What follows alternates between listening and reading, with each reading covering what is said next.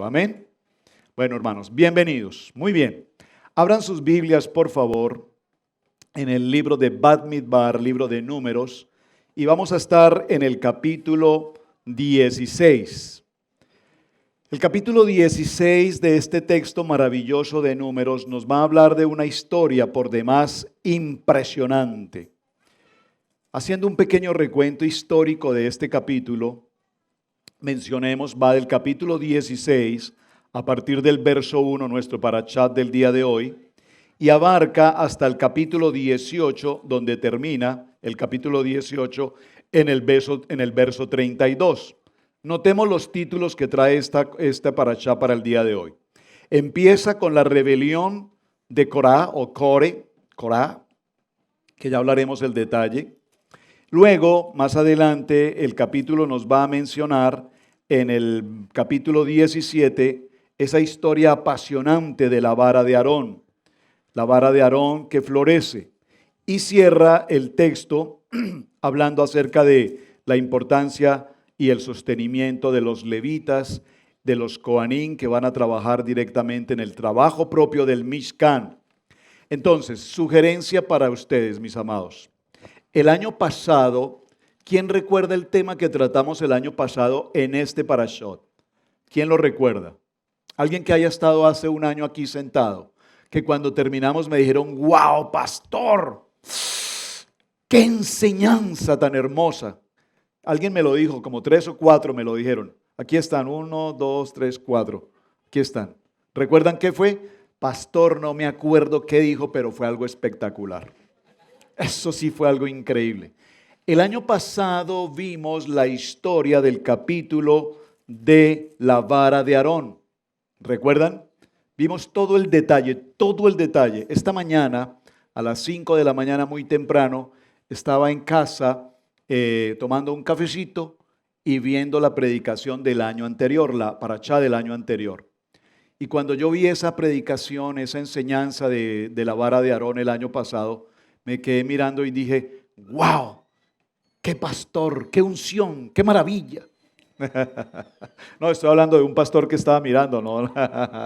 Les recomiendo, vean la parashá del año pasado nuevamente, véanla, ahí está disponible en internet, porque hablamos en mucho detalle acerca de la vara de Aarón, o sea que considero que ese tema está avanzado y considero que ese tema fue muy claro y muy profundo el año pasado. Créanme, yo la vi esta mañana y me ministró poderosamente lo que vi en la enseñanza que tuvimos hace un año. Este año nos vamos a concentrar un poco más en la primera parte del capítulo 16. Por lo tanto, les invito a que me acompañen a la lectura y vamos a ir desarrollando textualmente la historia para comprender qué es lo que pasa aquí. En principio, prestemos mucha atención al texto. Lea conmigo, por favor, vaya a su Biblia y subraye. Tenemos que subrayar hoy muchos textos. Dice esta palabra, Coré, hijo de Izar. ¿Coré es hijo de quién? De Izar. Ahora, la palabra Izar o el nombre Izar es muy interesante porque el nombre Izar en hebreo significa aceite. Hermano Walter, hazme un favor, perdóname, puedes venir un segundito y este atril me lo puedes colocar un momento por acá. Es que no veo la cara del hermano Antonio. Perdón, de verdad. Quiero ver la familia ahí. Gracias, perdónenme por favor. Izar y Coré, a ver, por favor dígalo conmigo. ¿Cuál es el nombre de tu padre, Antonio? Javier. Antonio, hijo de Javier. Camilo, hijo de Roberto, ¿verdad? Y así sucesivamente los nombres. Aquí nos dice que Coré o Corá o Coré es hijo de Izar y este nombre significa aceite. ¿Por qué quiero hacer la relación del nombre con su significado? Porque aceite, ¿qué representa? ¿Qué representa el aceite? Unción. Entonces, si aceite representa unción y Izar es el nombre del padre de Corá, entonces Coré o Corá, ¿qué creía que era? Un ungido. Muy bien. Por favor, dice la pastora Pili, pille el detalle. Porque en el nombre y en la información que cada texto nos entrega, es porque cada texto nos está mostrando una revelación que tenemos que considerar. Este texto ustedes lo han leído muchas veces. Es más, lo podemos leer en 5 minutos todo y decir vámonos. Pero vamos a notar que en la lectura están los puntos importantes que nos van a traer a la revelación de esta palabra. Y lo primero que tengamos claro hoy es, el título nos habla de una rebelión. Pero vamos a entender una rebelión, ¿por qué? ¿De dónde? ¿De dónde acá un pueblo se revela? ¿De dónde acá un hijo se revela? ¿De dónde acá una esposa se revela? ¿Le ha pasado a alguno de ustedes algo así alguna vez, hermanos, varones? ¿Alguna vez? Buenas tardes, diga hermano. Pero varones, hermanas, mujeres, ¿alguna vez su esposo se ha revelado? Y usted va a decir, muchas veces, y este es hijo de ningún aceite. Este de aceite no tiene nada, pero se me ha revelado muchas veces. Porque si fuera hijo de Isar, hijo de aceite, pues usted diría, se reveló porque es un ungido, tiene palabra. Pero es que este se revela es porque no le pongo las tortillas sobre la mesa. Eso sí es un problema. Sigamos en la lectura. Coré, hijo de Isa, hijo de Coat, hijo de Leví, y ahí hay una información importante, es un levita, y Datán y Abirán, hijos de Eliab, y On, hijo de Pelet, de los hijos de Rubén. Aquí hay que hacer otro punto. ¿Quién es Rubén en la historia? A ver, ayúdenme. ¿Quién es Rubén? El primogénito de la familia de Jacob, el primer hijo. ¿Qué pasó con Rubén en su historia? Perdió la primogenitura, pero algo más fuerte que perder la primogenitura. ¿Perdón? Subió al lecho de su padre y esto lo conllevó sí a perder la primogenitura. Pero recordemos que Rubén, cuando Jacob bendice a Rubén, ¿cómo lo bendice? Le dice, tú eres mi primera fuerza. Tú eres mi primera fuerza. Eres el hijo de mi primera fuerza. Eres un hijo de bendición. Eres lo más importante. ¿Saben? Cuando nosotros tenemos hijos primogénitos, es decir, todos tenemos hijos primogénitos, sea un varón o sea una niña, es mi primogénito. Ustedes deben saber, papá, amado papá y amada mami, ustedes deben saber que un primogénito tiene la categoría de importancia. ¿Por qué? Porque sin ese primogénito nunca hubiésemos sido papá o mamá. Entonces el primogénito nos da la garantía de ser padres. Por eso un primogénito adquiere tanta posición, tanto que en el proceso levítico el primogénito tiene acceso al doble de la porción de herencia con respecto a sus hermanos. Cuando nosotros como esposos, la pastora Pili y yo empezamos nuestra vida matrimonial, a los pocos meses de nuestro matrimonio, había un embarazo que finalmente en el término de 1 mes y medio o algo sucedió y repentinamente se perdió ese bebé. Es una decisión muy difícil cuando esto pasó, el proceso médico, etcétera. Y en el fondo de mi corazón como hombre y como padre, como esposo, pensé, ¿será que no vamos a poder tener hijos? ¿Será que vamos a estar frente a esa situación de no tener hijos? Así es que empezamos un tiempo de oración, un tiempo de reposo, un tiempo de temor, pero el Eterno nos bendijo y 1 año después vino el proceso de embarazo y de ese proceso de embarazo vino la bendición que ustedes tienen aquí al frente que se llama Camilo Esteban. Ese es un hijo de bendición, es un primogénito y ese primogénito es bello, es hermoso, es inteligente, es sobresaliente, es capaz, es idéntico al papá. Es especial, ¿por qué? Porque es primogénito y ese primogénito me dio la garantía de ser papá y el privilegio, la honra, el honor de ser papá y por supuesto a la mami de ser mami. Eso es lo que significa. Aquí por eso es tan importante que el texto nos dice de los hijos de Rubén y nos marca la importancia de dónde vienen. Pero es tan importante de dónde vienen por cuanto Rubén, siendo el hombre primogénito que perdió su primogenitura, significa que como tal hay una consecuencia de lo que este Rubén hizo a lo largo de su árbol genealógico. ¿Me captaron esto? A través de la historia generacional, los hijos alcanzarán una consecuencia de nuestras acciones y lo vamos a ver un poco más en detalle en esta narrativa que estamos compartiendo hoy. Verso número 2. Aquí está algo importante. Por favor, antes del verso 2, permítame terminar la lectura del texto. De los hijos de Rubén, tomaron gente. Por favor, diga conmigo, tomaron gente. Miren, hermanos, es que tomar gente, como lo leemos aquí tan rápido, pasa desapercibido. Pero tomar gente es una situación muy difícil. Por favor, no se incomoden con lo que voy a mencionar, con todo respeto, hermanos. Por favor, es una parte testimonial con beneficio de aprender una lección. Cuando en una congregación, no vamos a decir en esta casa, en alguna congregación por la que hemos pasado, se presentan las famosas divisiones, los conflictos, las contiendas entre hermanos, ¿cuándo se sucede esto? Cuando alguien en la congregación toma gente, ¿lo captaron?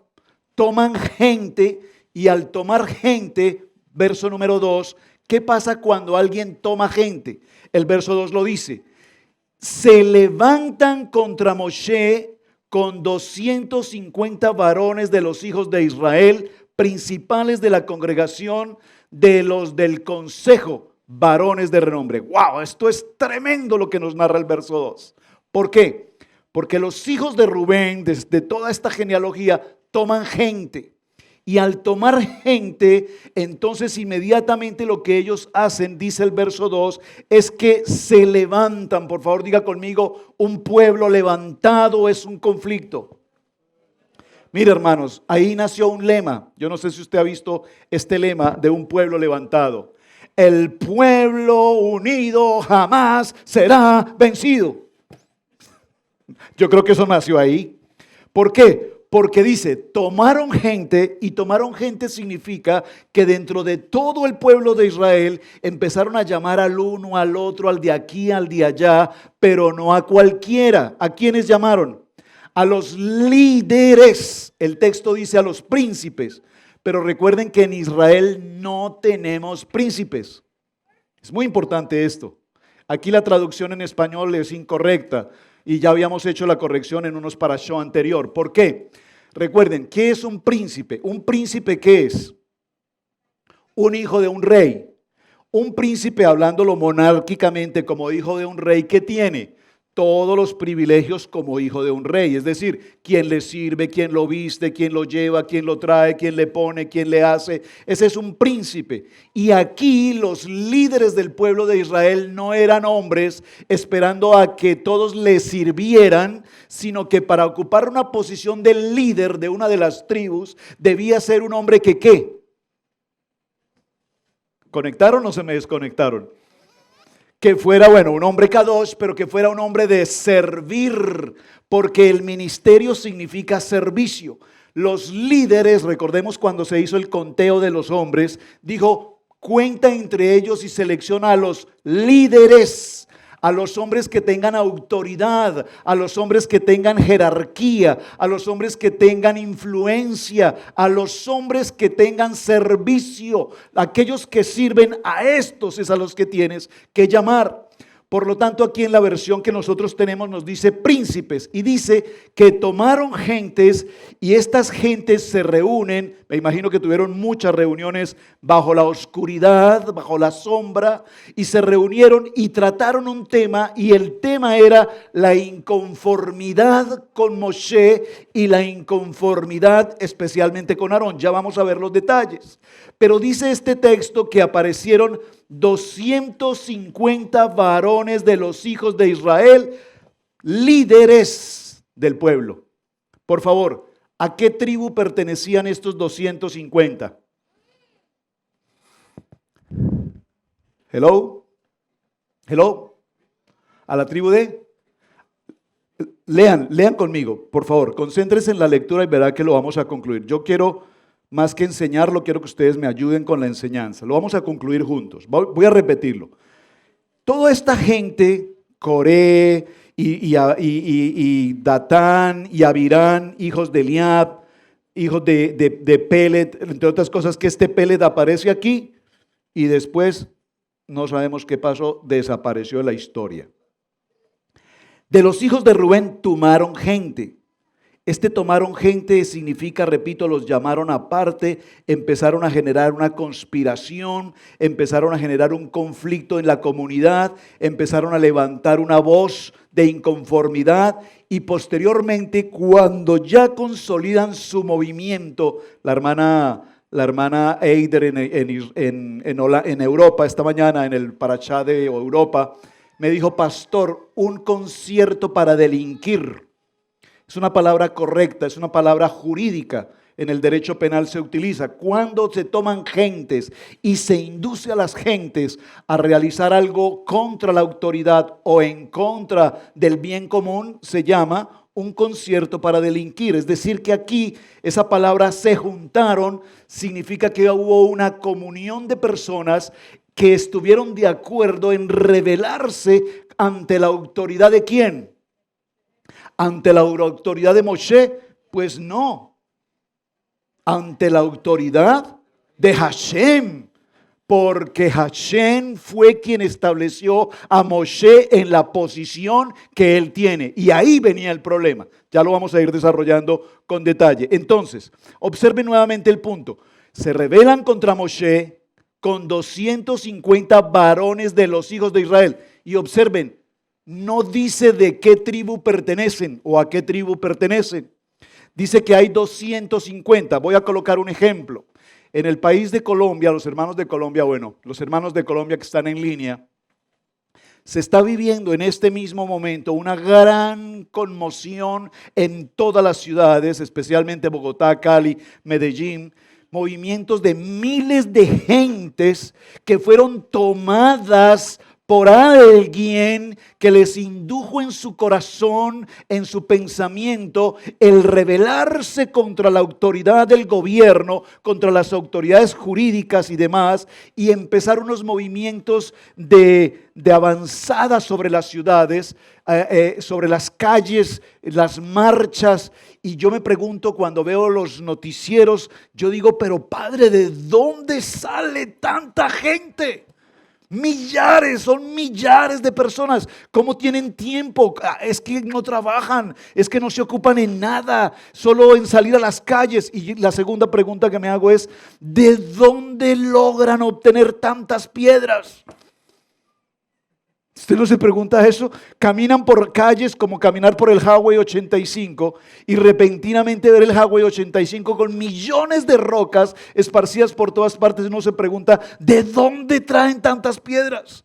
Y arrojan piedras a los bancos, a las oficinas, a los policías, a las entidades, a los hogares, a todo el mundo. Al que cruce por allí simplemente es apedreado. Y la pregunta del millón tiene que ver con el texto que estamos tratando: es ¿cuántos de todos estos millares hacen todo lo que hacen sin saber por qué lo están haciendo? Simplemente porque unos líderes conspirativos les tomaron su mente y los dirigieron a la violencia, y los jóvenes dicen: nosotros, el pueblo unido, jamás seremos vencidos. Ahí está la rebelión de Core, exactamente igual, para que tengamos una idea comparativa de lo que realmente está pasando. Entonces no nos dice, en el caso, repito, de Colombia, no nos dice qué tipo de gente son. Pues gentes. Probablemente hay gente de estrato 1, gente de estrato 2, gente de estrato 3, gente de estrato 6. Probablemente hay gente acostumbrada a estos motines de guerra. Probablemente hay infiltraciones guerrilleras. Probablemente hay infiltraciones terroristas. Probablemente hay infiltraciones comunistas. Probablemente hay infiltraciones de izquierda. Probablemente hay gente que no tiene nada más que hacer que decir: ¿para dónde va Vicente? Para dónde va la gente, por ahí voy. Así lo estamos viviendo aquí. Entonces dice que hay 250 que no sabemos a qué tribus pertenecen, pero que podríamos concluir que cada tribu, unos cuantos están aquí. Es decir, que aquí no se escapa ninguno. 250. El dato que tenemos, muy importante, sí, dice que son de los principales hombres de consejo y varones de renombre. Este dato es muy importante, porque cuando tenemos hombres de renombre, significa que son hombres que tienen influencia. Cuando una persona es líder, esto lo he enseñado con los varones en varias reuniones. A los hermanos varones, cuando están empezando sus proyectos empresariales, les he hablado sobre este tema y les he dicho, tienes que convertirte en un líder. Un líder no es el que grita, el que pega 2 gritos, el que ordena a su empleado y le dice, oiga usted, tal palabra fuera de tono, y les obliga a hacer un... No, no, no. Un líder es el que con su testimonio, con su rendimiento, le enseña a su equipo de trabajo lo que significa una entidad corporativa de funcionamiento. Un líder es aquel que se hace respetar y respeta. Un líder es aquel que tiene visión, proyectos, estrategia, claridad en lo que está haciendo. Estos hombres eran líderes del pueblo de Israel.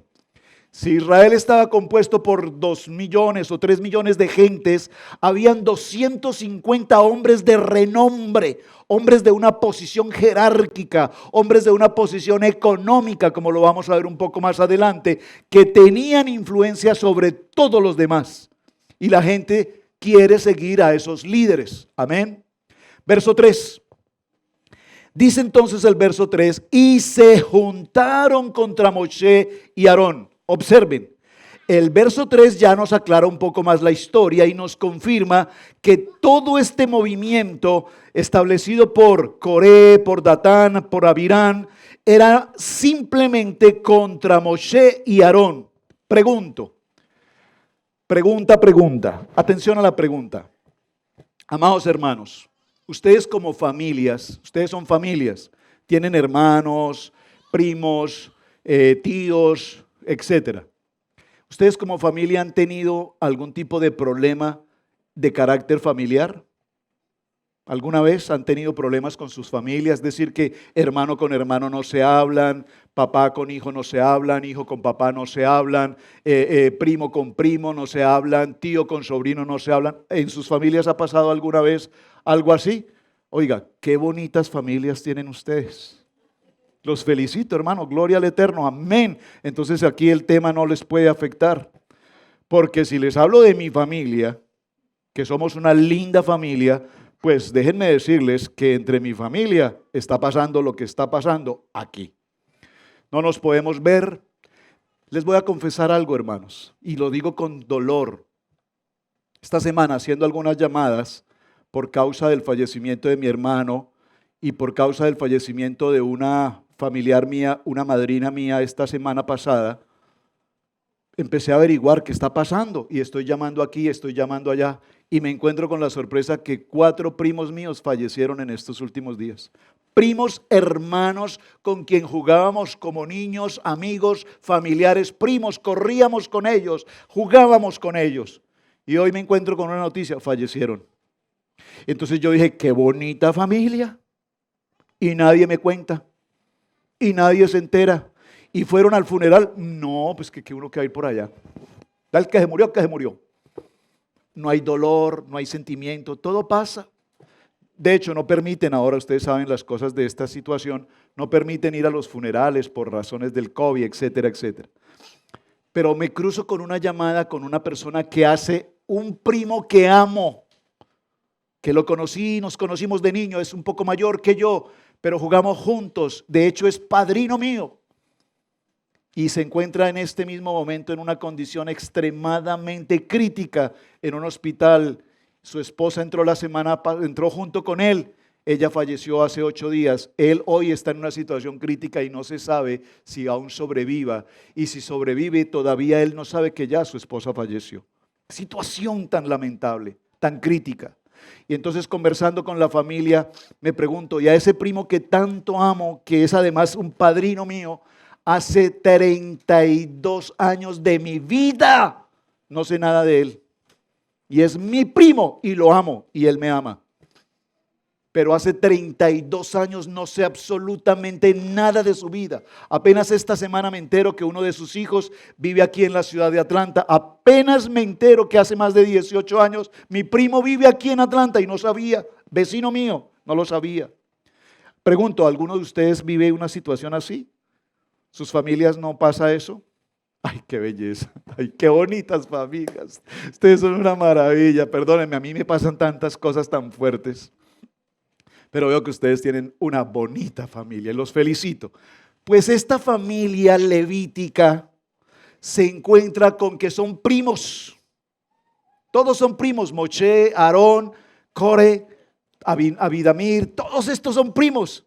Y entonces Core dice, un momentico, ¿quién los puso a ustedes como cabeza? ¿De dónde ustedes tienen autoridad? ¿De dónde ustedes son los Kohanim? ¿De dónde salió que ahora usted, Aarón, con el que jugamos basquetbol todas las mañanas, ahora resulta que usted es el Cohen Gadol? Pues, ¿qué haremos? ¿De dónde aquí? Si aquí todos somos santos, empiezan a hablar y empiezan este tipo de comentarios. Entonces se juntaron contra Moshe y Aarón y les dijeron, basta ya de vosotros, ya estamos cansados. Aquí todos somos familia, o todos en la cama o todos en el suelo. ¿Qué vamos a hacer? Basta ya de vosotros, porque toda la congregación, todos ellos en Israel, todos somos santos y en medio de ellos está Adonai. Hagámosle una auditoría a esta palabra porque aquí se está cometiendo una falacia total. Es que todos los de la casa de Israel somos santos. Todos los de la casa de Israel somos santos.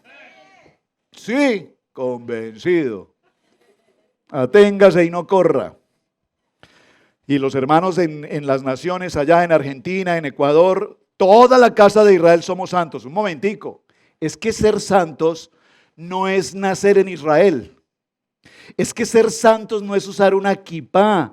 Es que ser santo no es portar un talí. Es que ser santo no es vestirnos con los tzitzit. Es que ser santo no es reunirnos en Shabbat. Eso no es ser santos. Un momentico, porque entre aparentar y ser hay una gran diferencia. Ustedes saben perfectamente que la ciudad de Tel Aviv, ¿saben qué es la ciudad de Tel Aviv? ¿Saben dónde está ubicada la ciudad de Tel Aviv? ¿Por dónde? Aquí por la salida de 17, ahí por el Highway 85. La ciudad de Tel Aviv, una de las ciudades más importantes de Israel. Tel Aviv es una de las ciudades del mundo con mayor población de homosexualidad y de lesbianismo en el mundo, en Israel. Entonces, ¿todo Israel es santo? Un momentico. ¿Todos los judíos estudian Torah? Un momentico. No. Y usted puede ver a miles. Nosotros estábamos en New York con la familia en una ocasión. Visitamos un restaurante kosher muy agradable que nos habían recomendado. Y estábamos a su vez buscando una librería. Y vi en el restaurante que todos los varones que estaban allí, todos, la gran mayoría de varones, todos tenían consigo una kipá. ¿Qué pensé? Usted ve a un grupo de gente con kipá, ¿qué piensa? Que son chilenos, que son de Hidalgo, que son de Veracruz. No creo. ¿Qué piensas? Que son judíos. Entonces estábamos buscando una información de una librería y le dije a Camilito, papi, háblale a alguno de estos hermanos porque pues son todos judíos, ellos deben saber de la librería. Camilo se acercó con uno de ellos y le dijo, disculpe señor, por favor, es que estamos buscando una librería judaica, queremos comprar unos libros de Torah. Y el hombre se regresa a Camilo y le dice, perdón, no sé de qué me estás hablando, ¿qué es eso de judaica? ¿Qué es Torah? No sé de qué me estás hablando. Le dice, disculpe, tú no eres judío, sí soy judío. Le dice, la Torá, la Torá. Digo, no sé de qué me estás hablando, perdóname, no tengo idea de qué me estás hablando. ¡Wow! Yo dije, o este hombre se está burlando de nosotros, o realmente estamos frente a un asimilado, que es un asimilado que nació en Israel, que nació en la tribu de Judá, pero que no conoce de Torá, ni mucho menos es observante de Torá. Entonces, esto lo menciono, hermanos, porque cuando leemos este texto, inmediatamente tenemos que hacerle una auditoría. Lo voy a repetir. Observen, se presenta una revoltura de gentes contra Aarón y contra Moshe. Ya vemos que el problema es contra Moshe y Aarón. Y les dicen, Todos ellos son santos, todo Israel es santo, todo el pueblo, todos los que salimos de Egipto somos santos. Y en medio de ellos está Adonai. ¿Por qué pues os levantáis vosotros sobre toda la congregación de Adonai? Cuando oyó esto, Moshe se postró sobre su rostro y tenía mucho dolor por lo que estaba escuchando. Ahora, vean la respuesta donde la encontramos. La respuesta a este texto inmediatamente la encontramos en el cierre de nuestro parashá anterior. Vayamos un momento al parashá anterior. Ahí mismo donde estamos en el libro de Números, Bamidbar capítulo 15, vaya por favor un momento al verso 40. Leámoslo desde el 39. Bueno, leámoslo desde el 37 porque alguien me reclamó sobre el 37. Gracias, buenas tardes. Lo voy a repetir ya que lo encontramos aquí.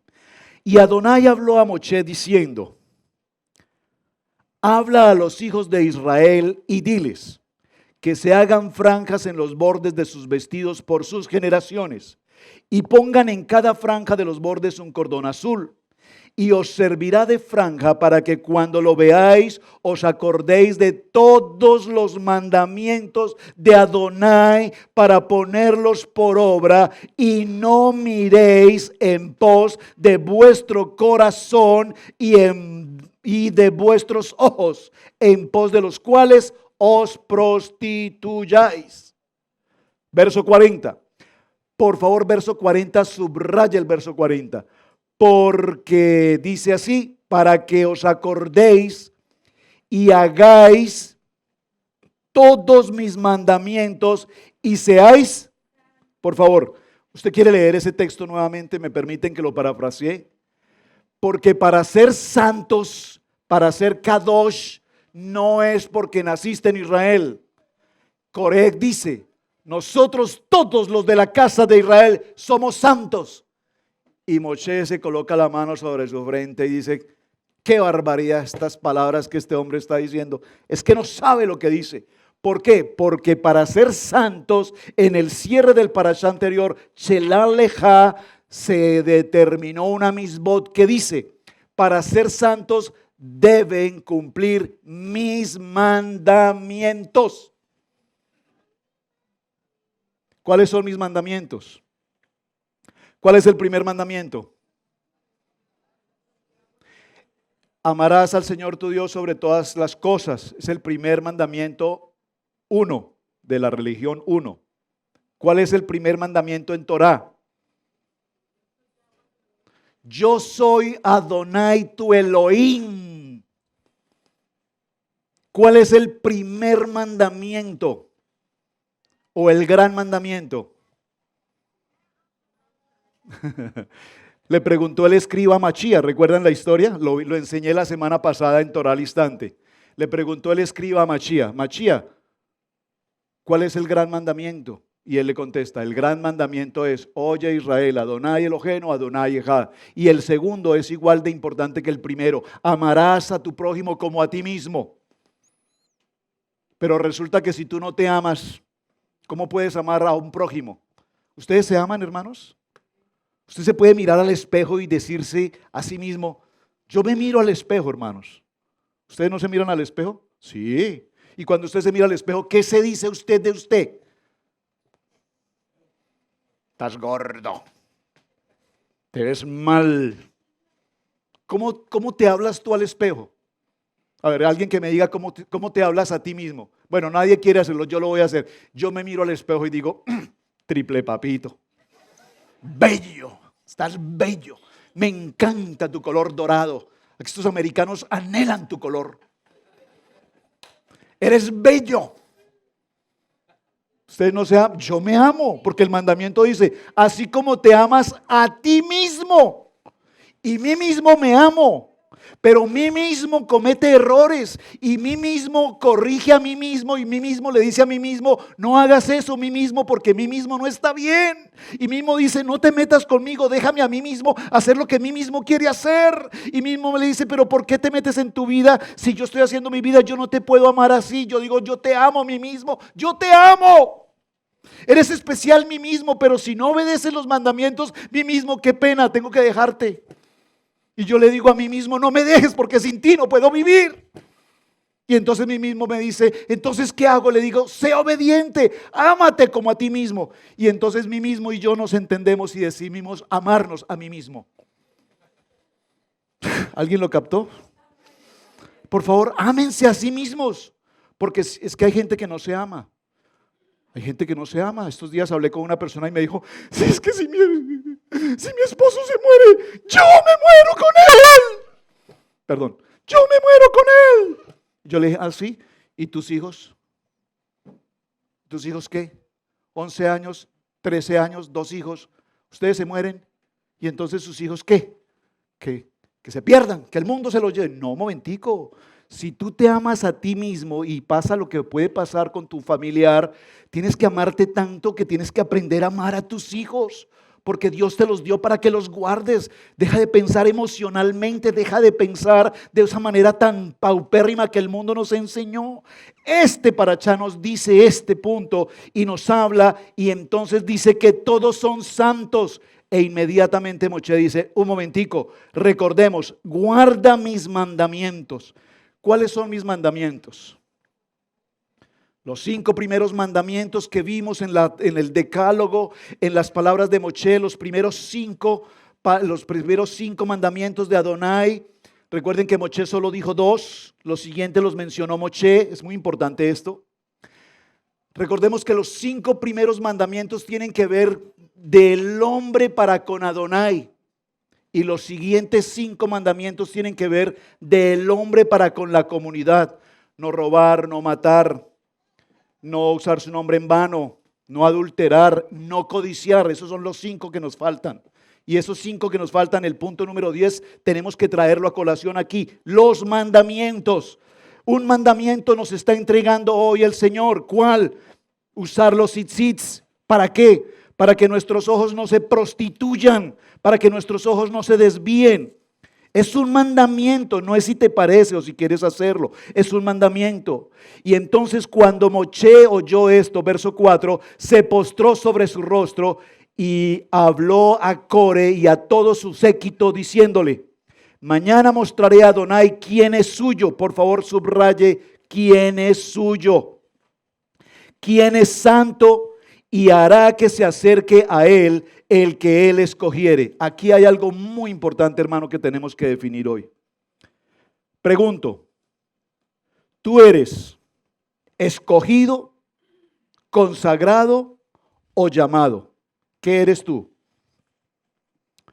Porque Hashem escogió, llamó y consagró. Nosotros hoy, ¿qué hacemos? Hoy nosotros nos llamamos, nos escogemos y nos consagramos. ¿Verdad? Usted sabe, anteriormente una persona empezaba en una posición pastoral, muy lindo, como pastor, humilde en la enseñanza, pero a los 2 años ya no era pastor, a los 2 años es pastor evangelista. A los 5 años es pastor, evangelista, profeta. A los 7 años es pastor, evangelista, profeta, maestro. Y a los 10 años es pastor, profeta, evangelista, maestro, querubín y serafín. Ya, más títulos para dónde. No, Adonai dijo, yo soy humilde, yo soy el que soy. Ese soy yo. Yo soy el principio y el fin, yo soy. Entonces aquí vemos en esta porción que inmediatamente Core y todo su séquito recibieron una palabra y Moshe les dice, mañana mostrará a Adonai quién es suyo. Observen, quién es suyo. Mañana mostrará a Moshe, Adonai, quién es suyo. Mañana Adonai mostrará quién es Kadosh. Y mañana que tenemos el día de arreglo de iglesia, sabremos quiénes son los escogidos. Hermano, ese motivo de risa, perdón, dígame mejor por lo menos, hermano. Mañana todos los hombres aquí vamos a arreglar este edificio. Todos los varones estamos aquí comprometidos. Entonces mañana sabremos quién es llamado, quién es elegido y quién es Kadosh. Ah, qué bonito, eso me salió perfecto, excelente. El que lo entendió, lo entendió. Acuérdense entonces. Ahora la pregunta es, atención a la pregunta. ¿Por qué razón Moshe le habla a Coraj y le dice: mañana Adonai mostrará quién es suyo, quién es Kadosh y quién es elegido? ¿Por qué mañana? ¿Por qué Moshe no le dice: cuál es tu problema con nosotros como líderes? ¿Cuál es tu problema?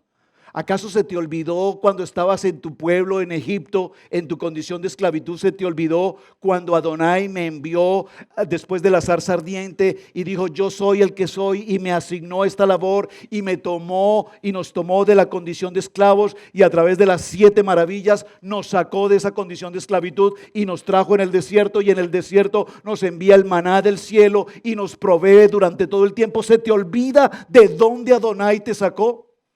¿Por qué tiene que decirle mañana? Por favor, en sus notas. La palabra mañana significa que Adonai nos está dando una oportunidad. Por favor, alguien recíbame esta palabra. Adonai nos está dando una oportunidad de hacer techuvá, de arrepentimiento.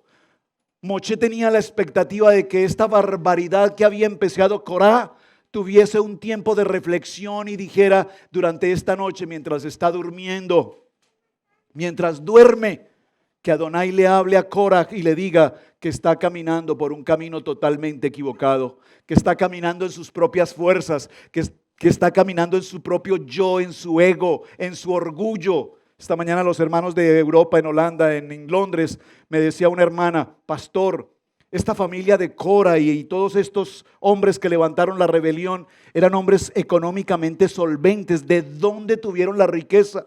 A ver, ¿de dónde eran ricos si venían de una esclavitud? ¿Quién me ayuda? Porque no he visto la respuesta. Alguien que haya estudiado algún tema sobre esto me pudiese ayudar. Yo llegué a una conclusión simple. Probablemente el pueblo de Israel, no todo el pueblo de Israel, probablemente fueran esclavos rasos desde el punto de vista de ladrilleros, como dice la palabra, hacían ladrillos. Probablemente habían castas dentro del pueblo de Israel, y probablemente todas estas familias de levitas eran de una mejor posición económica y social. Lo importante aquí es que estos hombres de Coraj y quienes se juntaron en la revolución eran hombres que tenían un poder económico impresionante, eran extremadamente ricos. ¿Y por qué la pregunta? Me hizo esta mañana alguien, la pregunta me pareció muy interesante, porque cuando hay gente adinerada, la gente adinerada tiene control, tiene poder y dominio sobre el que no lo tiene. ¿Me están captando esto? La gente que tiene dinero, que cree tener un poquito de dinero, cree que pueden dominar el mundo. Los que tienen dinero hoy están pensando construir sus próximas mansiones en Marte. ¿O no? ¿Sí? ¿Perdón? O en Marte o en lunes, ¿sí? O en jueves. Entonces, los que tienen dinero hoy piensan comprar la vida, quieren comprar la eternidad. Es imposible todo esto. El dinero no lo es todo, pero estos hombres tenían jerarquía. Y probablemente me dio una respuesta a uno de los hermanos de Europa y me dijo: recuerde, pastor, que cuando el pueblo de Israel salió de Egipto, el pueblo de egipcio, ¿qué hizo? Les dio riquezas, les dio ofrendas. Yo digo, pero por favor, un momento, miren, cuando el becerro de oro, ¿qué pasó? Trajeron el oro, los aretes, las argollas, las joyas, pero un momentico, es que para construir un molde como creemos que lo construyó, no sé qué tamaño tenía, pero vamos a suponer que tenía este tamaño. Construir un molde de un becerro de oro, ¿cuánto oro necesita? ¡Wow! Un momentico, ¿y dónde cargaban todo ese oro? Ahora, estos hombres aquí eran ricos en gran manera. ¿Cómo transportaban el oro? ¿Cómo transportaban toda su riqueza? Esas son preguntas muy interesantes que la Biblia sí nos da respuesta a eso, pero que por ahora no vamos a entrar a esos detalles. Lo importante aquí es que estas gentes tenían influencia, y no era una influencia espiritual, era una influencia económica, de jerarquía económica. Voy a decirlo entre comillas, de jerarquía política. ¿Por qué tenemos estos conflictos en nuestros países con la política hoy? Porque los hombres poderosos quieren con su política afectar las mentes de un pueblo. ¿Qué hacen los pueblos hoy? Ustedes saben, acaban de elegir presidente en Ecuador, acaban de elegir presidente en Salvador, bueno, relativamente hace poco, el presidente que eligieron en México, el presidente que eligieron en Venezuela. Todos estos presidentes, ¿quién los eligió? El pueblo. ¿Y qué hace el pueblo hoy? quejarse contra esos que ellos eligieron. La pregunta es, ¿y entonces por qué los eligieron? Porque los poderes políticos dominan la mente de la gente y los influyen a hacer cosas que eran lo que no tenían que hacer. Entonces, sigamos con la lectura. Habló a Coré todo su séquito y Jehová, ¿quién es suyo, quién es? Y lo escogieron. Verso 6, haced esto. Tomaos incensarios, Coré y todo su séquito, y poned fuego en ellos y poned en ellos incienso delante de Adonai mañana, vuelve la palabra mañana. Y el varón que Adonai escogiere, aquel él será Kadosh. Y os baste, hijos de Leví, a quien Adonai escoja, será el hombre Kadosh. Y terminaremos este tema. Moshe tenía la absoluta claridad a quién iba a elegir Hashem. Por supuesto, dijo más Moshe a Coré, oíd ahora, hijos de Leví, lo reconoce como un levita. Os es poco que el Adonai de Israel os haya apartado de la congregación de Israel, acercados a él para que ministres en el servicio del tabernáculo de Adonai y estéis delante de la congregación para ministrarles. Observen, aquí en la congregación, gracias al Eterno en esta casa no tenemos este problema.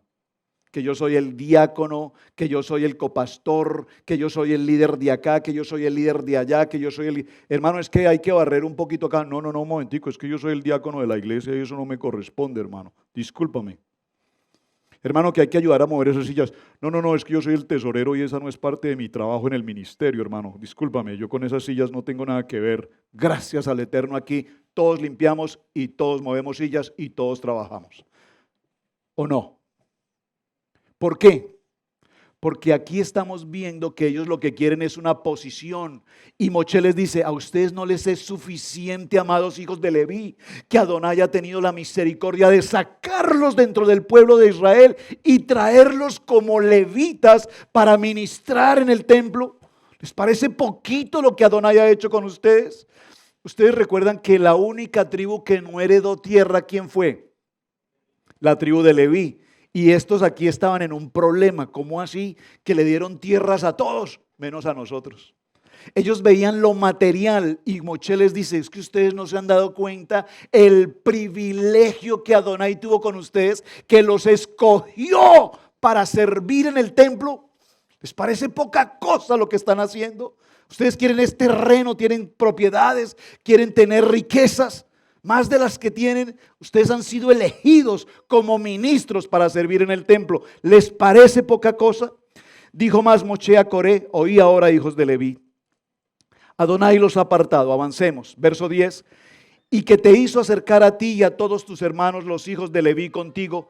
¿Procuráis también el sacerdocio? ¿Ustedes también quieren ser Coanín? Los levitas ya tenemos una asignación, pero dentro de los levitas tenemos un grupo especial de los Coanín, y esos Coanín tienen una función especial que tienen que cumplir.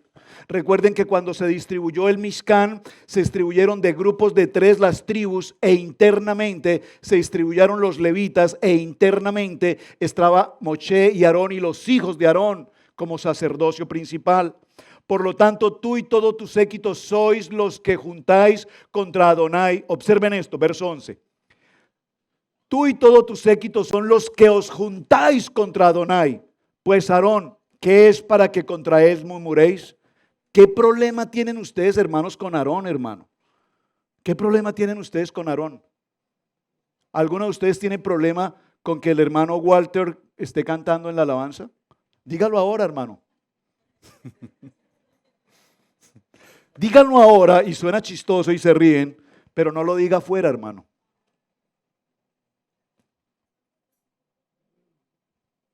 Diga buenas tardes. Gracias, hermano. Porque es que en la congregación no decimos nada, pero es que no me parece que el hermano Irving tenga que estar pasando a leer. ¿Por qué él? ¿Y por qué no yo? ¿Por qué tiene que pasar la hermana Alicia a orar por las ofrendas? ¿Por qué no paso yo? Si yo lo hago mejor que ella. ¿Por qué? Porque somos unos Corá, rebeldes a toda hora, murmurando por lo que pasa, murmurando por lo que se hace. Claro, eso no pasa aquí. O sea, esto solo lo colocó como un ejemplo. Gracias al Eterno, eso no pasa aquí. Y espero que no pase de esa puerta para afuera, de que alguien tenga que hablar de otro hermano porque hace o porque no hace, porque eso no nos corresponde en la casa de Israel, murmurar por otras personas. ¿Qué dice Moche? ¿Eres tú el que se levanta contra la autoridad de Jehová, de Adonai? ¿Eres tú el que se levanta contra la autoridad de Hashem? Cuando alguien se levanta y junta y toma y se levanta contra la autoridad de Adonai, no le está haciendo contra la autoridad del pastor. Cuando se levantaron situaciones en esta casa en algún tiempo, porque no somos exentos de que esto pueda pasar, ¿cuál era la condición? Cortes, demandas, pleitos, contiendas. ¿Y qué nos decía Adonai? Todo lo tengo en control. Todo lo tengo en control. Y Adonai tomó el control de cada situación y Adonai juzgó conforme a su voluntad y Adonai nos dio paz y nos dio chalón y estamos en chalón. Amén. No tenemos que arreglar las cosas como el mundo las quiere arreglar. Entonces, verso 12, envió Moisés a llamar a Datán y a Abirán. Observen, los hijos de Eliab. Mas ellos respondieron, no iremos. Un momentico, ¿cómo que no iremos? O sea, cuando Moche le llama la atención a Corá, significa que los que se habían levantado con él, que son Datán y Abirán, no estaban presentes. ¿Observaron eso? Ellos no estaban ahí en el reclamo. Datán y Abirán no estaban y Moche dijo, llámenme a esos otros revoltosos también que se juntaron ahí, que vengan, que pongan la cara. Y ellos dijeron, no, nosotros no iremos. Nosotros no vamos a ir. Entonces, ¿qué pasa inmediatamente? Dice, es poco que nos hayas hecho venir de una tierra de la que destila leche y miel. Ay, hermano, diga pobrecitos. Vienen de Egipto, de una tierra donde fluye leche y miel. Imagínense, qué belleza, qué belleza. Avancemos, verso 4. Ni tampoco nos has metido en una tierra que fluye leche y miel, ni nos has dado de la heredad de las tierras y viñas. ¿Se dan cuenta? El problema de estos levitas es que ustedes a mí no me han dado tierra. Nosotros los levitas no tenemos tierra. Todos tienen tierras, menos nosotros. Y ahí hay un problema. ¿Alguno de ustedes ha sido partícipe de una herencia? ¿Alguno de ustedes han heredado? ¿Alguno no, nunca han heredado? ¿Alguno espera heredar? Sí, están esperando heredar. ¿Tienen familia para heredar? Mi padre en vida hace 2 años o 3, no recuerdo, me llamó y me dijo, hijo, está establecida la herencia. Y tú como hijo mayor eres el titular de todo y quiero que tomes el control de esta situación. Y yo le dije, papi, con todo mi amor y respeto, por favor, no necesitas incluirme en la herencia. No es que lo esté despreciando, no estoy despreciando la bendición de mi padre. Solo quiero que mis hermanos lo reciban más que yo. Creo que ellos lo merecen más que yo. Dispón la herencia para que ellos la dispongan. Amén. Entonces, ¿por qué hago este comentario? Por lo siguiente, hermanos. Porque cuando hay una herencia, ¿qué problema con los hermanos? ¿Qué problema con los hermanos si al mayor le dejaron una silla más que al otro? Yo le pedí a mi papi una herencia. 2 cosas le pedí. Su reloj, que lo tengo, y su bicicleta, que no me la han podido enviar, pero que ahí está. No quiero otra cosa. La casa, ahí está. Dividan la casa con mis hermanos, etcétera. Ahí está. Cuando mi padre heredó, en otros tiempos heredaban fincas, terrenos inmensos. Cuando mi padre heredó mis tíos, una familia de aproximadamente 10 tíos, heredaron una inmensa tierra y heredaron tierras. Pero mi padre no tuvo visión con el terreno que su padre le dejó. Mis otros tíos dijeron, vamos a construir. Y construyeron casas muy bonitas, con piscina, y armaron complejos turísticos muy lindos. Mi padre no tenía esa intención. Él dijo, no, ese lotecito está bien ahí, esa finquita, dejémosla ahí. Ahí, en engorde. Un día uno de los hermanos le dijo, Miguelito, ¿por qué no me vendes el pedazo de tierra que te dejó mi papá? Y mi padre con todo amor le dijo, no, pues ahí está, tómelo, mijo, es suyo, tranquilo. Y entonces el hermano que dijo, en verdad, pero firmámelo aquí por papelito, mijo, firmámelo. Y mi papá sin problema le dijo, sí, yo te lo firmo, no hay problema, es tuyo. Y se lo entregó. Hoy nosotros queremos un terreno ahí y ninguno de mis tíos me vende la porción que era de mi padre. Y empiezan esos conflictos de familia, ¿verdad?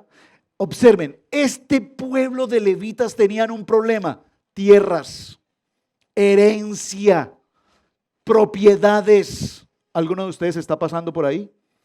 Querer tierras, querer propiedades. Yo quiero esto, yo quiero lo otro, para mí esto, denme ese lote, me pertenece el de allá, me quiero el de acá, yo quiero este, yo quiero el que tiene fuentes de agua, yo quiero el que tiene pastos para el ganado, yo quiero el que tiene el helipuerto para mis helicópteros, yo quiero el que tiene el mar para mis submarinos, yo quiero eso.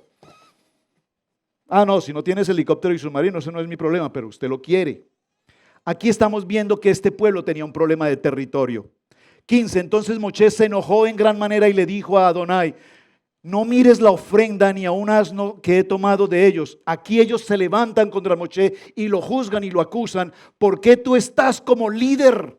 ¿Por qué tú estás en esa posición?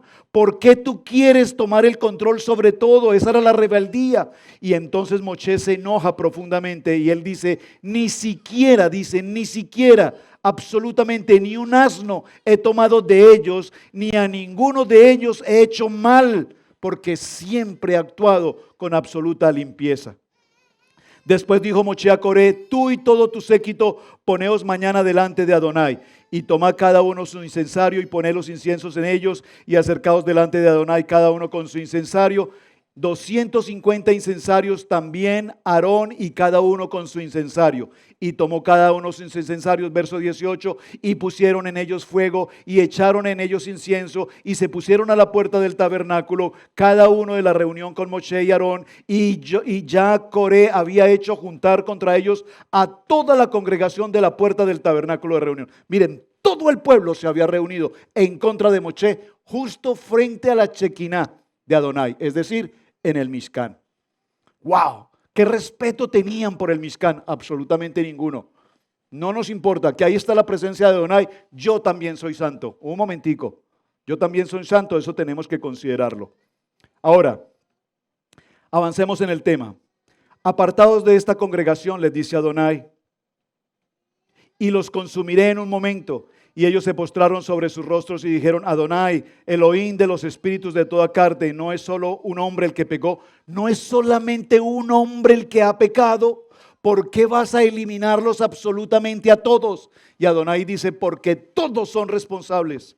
Tanto los que son líderes como los que deciden seguir a los líderes son responsables. Y aquí quiero parafrasear un momento esta historia, porque dentro de esta historia hay un contenido interno muy profundo. ¿Quiénes son las familias que formaron parte de esta revolución? Dice el texto que se reunieron las familias. ¿Quiénes son las familias? Hello. ¿Quiénes son las familias? Aquí estamos por familias. El hermano Miguel, su esposa, sus hijos, una familia. El hermano Javier, su esposa, sus hijos, otra familia. El hermano Benny, su esposa, sus hijos, otra familia. Aquí están las familias. Cuando se levantaron contra la autoridad y la voluntad de Moisés, se levantaron como familia. Es decir, que los líderes de cada hogar, los padres, los varones de cada hogar, levantan a una familia y la inducen a una condición de rebelión. Por lo tanto, ahora que va a venir el caret, el castigo viene no para la cabeza de hogar, sino para toda la familia.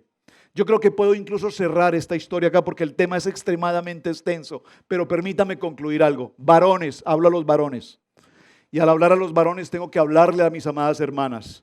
Las decisiones que un papá, un varón toma hoy en su vida como esposo, como padre, incidirán directamente en las decisiones que tu hijo tome. Cuando hablábamos con la hermana Irma hace un momento, salir de la condición de la ciudad al campo significa que nosotros como padres estamos mirando las opciones que nuestros hijos vivan una vida mejor, una vida tranquila, una vida libre de contaminación. Ayer hablábamos con el hermano Walter, con el hermano Miguel, decíamos, Junior, que está aquí con nosotros, Miguel Junior, 16 años. ¿Cuántos años tienes, Miguel Junior? 17 años cumplidos apenas. Y decía, cuando Miguel Junior me extiende su mano y me saluda, ¿qué dijiste, hermano Walter? siento la mano de un varón que me saluda. Porque es que este niño, y lo digo con respeto, Junior, con respeto para ti, que sabes que te amo, porque este niño desde niño ha sido un varón esforzado y valiente. Todos los que estamos en esta casa hemos visto a este niño trabajar, trabajar, trabajar, trabajar. Y no lo hace tanto por la obligación, lo hace porque es un principio de fundación de familia. Es un trabajador neto, es un hombre de trabajo. Ha tenido que soportar momentos, situaciones, etcétera, pero ha sido formado. Y tú estrechas la mano de ese niño. Y cuando tú estrechas la mano de ese niño, ay, oiga niño, pero con cuidado, porque tiene la mano de un varón. ¿Me están entendiendo? Hola, pastor. Un momentico. ¿Qué es eso, papá? Salúdeme como un varón.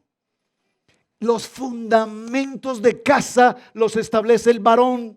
Los fundamentos de una familia los establece un matrimonio. Nuestros hijos crecen en el temor de Adonai. Y si nosotros tomamos decisiones en contra de la voluntad de Adonai, entonces Corá y toda su familia fueron víctimas de una acción en contra de Adonai. Y por lo tanto viene un tiempo de caret. ¿Qué significa la palabra caret? Una consecuencia. Y la consecuencia, usted sabe cómo dice el texto. ¿Qué pasó con ellos?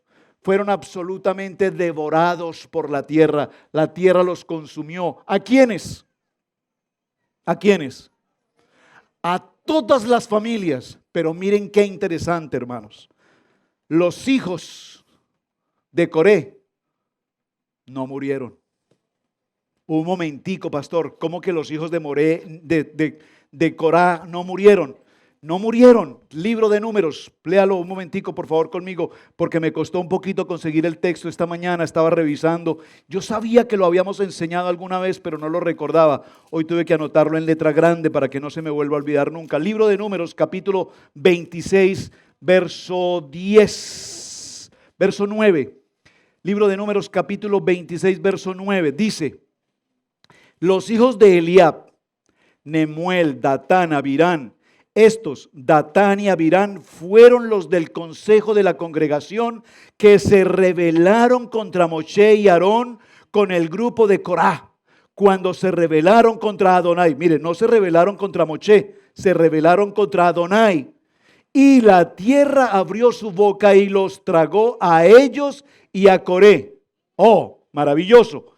Cuando aquel grupo murió, cuando consumió el fuego a los 250 varones para servir de escarmiento, más, verso 11, léalo conmigo fuerte, mas los hijos de Coré no murieron. ¡Wow! Ese texto es extraordinario. ¿Por qué? ¿Por qué los hijos de Coré no murieron? ¿Por qué? Dilo fuerte, hermano Irving. Porque los hijos de Coré no participaron de las decisiones en contra de Adonai, de sus hijos, de sus padres. Hermanos, por favor, recíbanme esto con amor. Yo he escuchado en esta casa muchas veces padres de familia que se acercan y me dicen: pastor, gracias, nos vamos. No queremos continuar aquí. Ok, es una decisión respetable. Amén, amén. Yo le dije un día a mi esposa Pili: si un día tú me dices que me vaya, yo me voy. Pero una cosa sí te digo, Pili, no encontrarás otro igual a mí. Eso es como cuando se nos pierden las llaves. Tenemos que buscar una fotocopia. Yo les digo, ¿se tienen que ir? Amén. Si Dios les habló y les confirmó, el Eterno les bendiga. Pero si la decisión que están tomando es una decisión en contra de la voluntad de Adonai, lo dice la palabra, no lo digo yo, la tierra se abrirá y los consumirá. Pastor, ¿qué es lo que usted está diciendo? No, estoy leyendo lo que dice aquí. Pero los hijos de Coraj no participaron de la rebeldía de su padre y eso les libró de morir. Tanto así que los hijos de Cora posteriormente terminan escribiendo varios de los salmos que hoy tenemos en nuestra Biblia. Es extraordinario. Entonces la pregunta es: ¿nuestros hijos tienen decisión de opinar? Usted se va conmigo, mi hijo, y hace lo que yo le digo, y como yo le digo, y cuando yo le digo. Usted obedece, porque yo soy su papá. Pues lastimosamente sí, a menos que tu hijo tenga mayoría de edad y pueda tomar decisiones por él mismo. Y si el hijo tiene una autoridad y tiene mayoría de edad y puede tomar decisiones, pues lamentablemente no podemos hacer nada. Un día uno de mis hijos me dijo: papi, pues me voy de la casa, porque esa filistea incircuncisa yo la amo. Le dije: sí, solo que no puedes estar con una filistea incircuncisa porque tú eres un hijo de Adonai, un levita, y te corresponde a una mujer de Adonai. Y me empeñaré en que esto se cumpla. Así es que si tú decides, vete y no vuelvas. Porque esta es la casa de Adonai y esta casa se respeta. Pues me voy. Salió y caminó como 3 horas. Y luego regresó y me dijo: papi, tienes toda la razón. Esta es mi casa. Y estoy bajo autoridad y bajo sujeción. Y por lo tanto, aquí estoy. ¿Y qué vamos a hacer con la filistea incircuncisa? Me dijo: ya se terminó, papi. Se acabó. Hay que tomar decisiones.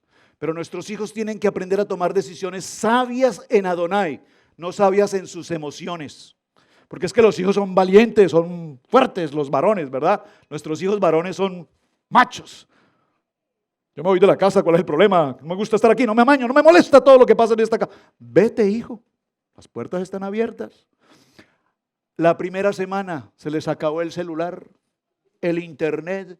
No tienen quien les lave la ropa, no tienen quien les pague la renta. Y entonces, ¿de qué se acuerdan? Tan lindo que yo vivía en la casa de mi papi, de mi mami. High definition, internet 24 horas, todo pagado, todo consumido absolutamente, comida servía. Definitivamente mejor yo me quedo en el hotel papá, porque ahí está la bendición. Pero algunos tienen que aprenderlo por revelación y otros por persecución. Cada quien decide cómo lo debe residir. Entonces cerremos ya esta historia, mis amados hermanos. Mueren, la condición de Cora muere, toda su familia, a excepción de sus hijos. Luego viene otra historia que no la voy a definir toda porque el tiempo ya no nos da, pero solo la voy a comentar. Viene la historia de los 250. Observen, una cosa fue el castigo de Cora y otra cosa fue el castigo de los otros 2. A los primeros los consumió la tierra y a los segundos, a los 250, ¿qué les pasó? El fuego de Adonai los quemó, los incineró. ¿Cuándo hemos visto en otro texto bíblico que el fuego de Adonai consumió a las personas? En el tiempo de los hijos de Aarón. ¿Por qué los hijos de Aarón fueron consumidos por el fuego? Porque ofrecieron fuego extraño o porque entraron en desobediencia al lugar santísimo. Estos que estaban en desobediencia con el Mishkan y con Adonai recibieron el fuego y la palabra dice que fueron consumidos por el fuego. Pero no termina la historia allí. Cerremos la historia solo mencionando qué pasó más adelante. Después de que murió toda la generación de Cora y mueren las 250, un poquito más adelante nos encontramos con otro detalle importante. Verso 22. Todos los que vieron mi gloria y mis señales que han hecho en Egipto y en el desierto y me han tentado ya 10 veces y no han oído mi voz, no verán la tierra a la cual juré a sus padres. Ninguno de los que me han irritado la verá. Ahora, miren qué pasa en el verso capítulo 16 y en el verso, permítame un segundo, capítulo 16, verso...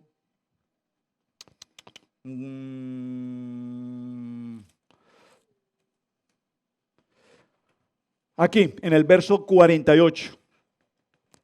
Y se puso entre los muertos y los vivos y cesó la mortandad. Y los que murieron en aquella mortandad fueron 14,700 sin los muertos por la rebelión de Coré, que son 250. O sea, a los 14,750 le sumamos 250 más. Y vemos cómo estos hombres que entraron todos en desobediencia, todos murieron. Aún después de la muerte de Cora, aún después de la muerte de los 250, todavía el pueblo seguía murmurando, todavía el pueblo se seguía quejando y todavía Adonai seguía haciendo justicia hasta que mató a estos 14,250. Es impresionante. ¿Cuál es la moraleja de toda esta historia hoy? ¿En qué áreas de la vida nuestra espiritualmente en Torah no estamos de acuerdo?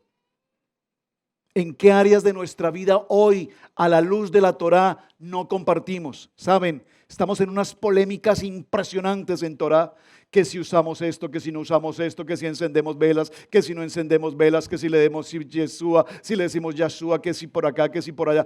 Por favor, por favor, por favor, por favor, no podemos entrar en ese nivel. Nosotros estamos concentrados en lo que el Eterno nos ha dado y ahí nos fundamentamos y ahí nos sostenemos.